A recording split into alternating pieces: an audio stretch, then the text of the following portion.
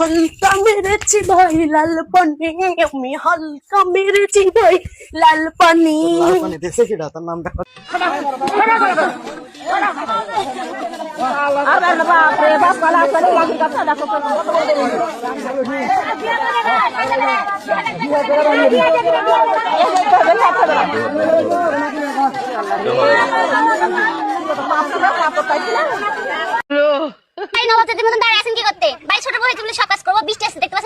বৃষ্টিকে আইসে, বৃষ্টি না এসে দৌড় বাড়াবাড়ি করতেছো, আসুক আগে বৃষ্টিকে আসতে দাও। তো খড়িগুলো তোলা লাগবে না, শাসি লাগবে না।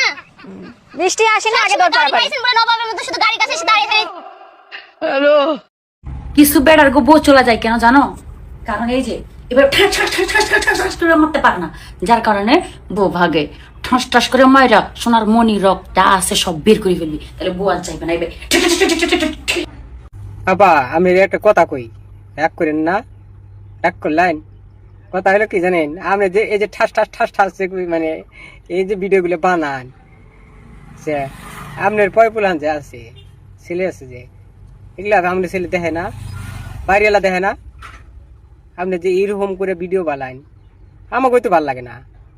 আমরাও এখন দিয়া না দেওয়া পারি না। আপনি যে এইরকম ঠাস ঠাস ঠাস ঠাস ঠাস ঠাস করে মনি বাই করবার দিবার কইন, সোনার একবার ই করে দিবার কইন, হ্যাঁ আপনার ভালো লাগে?